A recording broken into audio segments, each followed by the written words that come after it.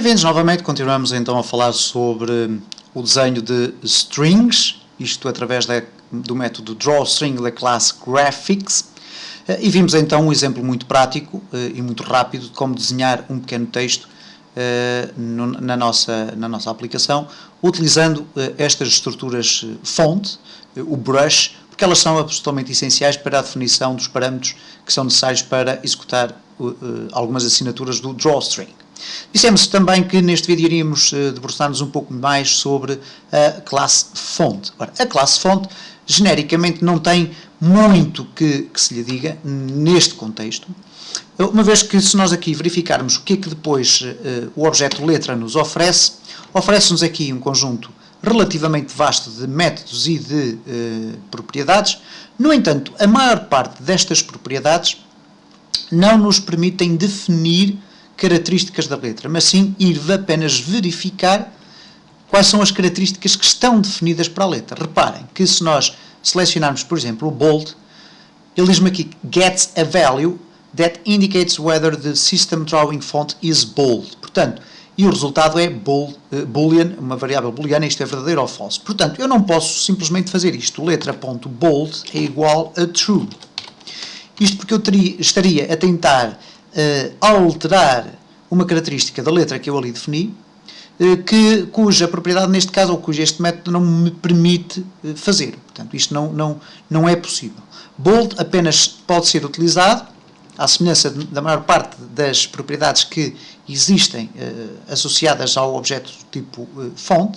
Bold só pode ser associado, no entanto, para este tipo de implementação. If letra.bold, então fazer qualquer coisa aqui, ok? Portanto, reparem que se eu voltar aqui a colocar letra, eu vou ter bold, mas só me permite ir fazer o get, isto é, buscar valores. Depois temos aqui o font family, também só me permite ir buscar o tipo de família.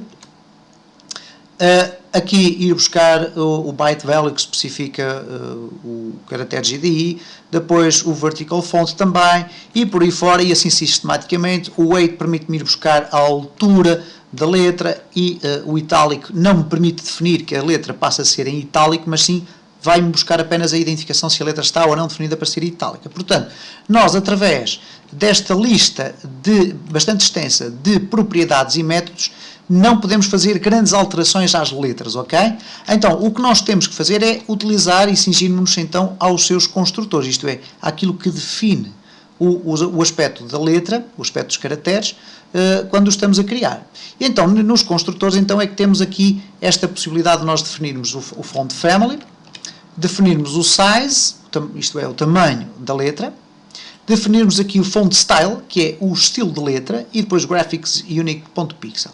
Vamos nos concentrar um pouco mais aqui no font style, porque pode acontecer o seguinte. Reparem que nós temos aqui font style, ponto, e depois podemos escolher desta enumeração estas 5 opções. Isto é, o bold, que significa a letra a negrito, o italic, que é a letra inclinada, o regular, que é a letra no seu estado normal, o strikeout é a letra com um traço cortado a meio, uma linha horizontal a meio da letra, o que significa que é uma espécie de texto rasurado, e o underline, que é a letra sublinhada, ok? Fará o mesmo efeito, por exemplo, que um link, uma hiperligação da internet.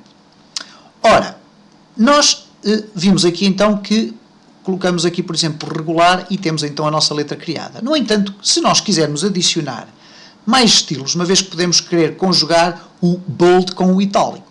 A forma para se fazer isso é a seguinte: eu vou usar uma barra vertical, e imediatamente a seguir ao font style.regular, vou usar uma barra vertical, que é uma barra vertical que nós conseguimos alcançar no nosso teclado, pressionando a tecla Shift e a tecla que está imediatamente por baixo da tecla ESC no teclado, ok? No canto superior esquerdo do teclado.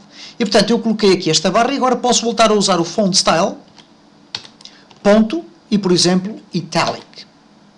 Ok? E isto é perfeitamente regular. Reparem, vamos aqui executar. A fonte está regular e está em itálico.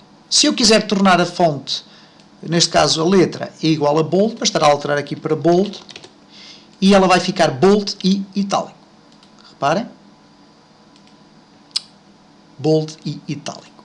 Se eu alterar o tamanho, evidentemente, se eu colocar aqui, por exemplo, 22, a letra vai aumentar substancialmente de tamanho. Cá está. E se eu quiser continuar aqui a adicionar mais font style, eu vou utilizar a mesma metodologia, colocar mais uma barra vertical e colocar font style, ponto, neste caso, por exemplo, underline. Okay? Criar um efeito muito semelhante a uma hiperligação e cá está então o efeito desenhado.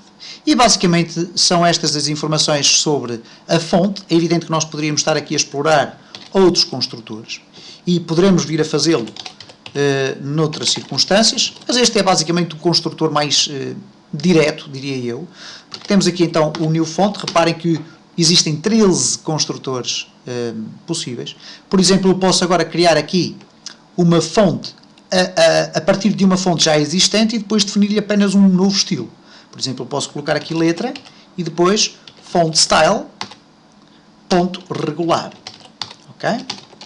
E vamos aqui ver então o que é que vai acontecer. Vamos aqui definir coordenadas diferentes. Vamos colocar aqui 70, talvez seja pouco, mas 100. Neste caso vamos usar a letra 1.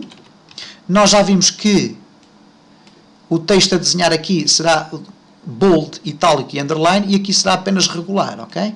Vamos ver se isto funciona.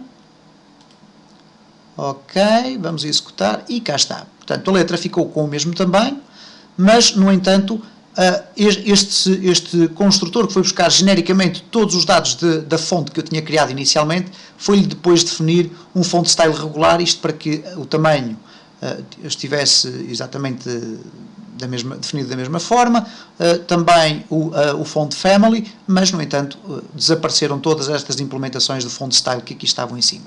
E vemos desta feita, então, como definir fontes na nossa aplicação. Poderemos voltar ainda a este tema em vídeos, se essa situação for necessária.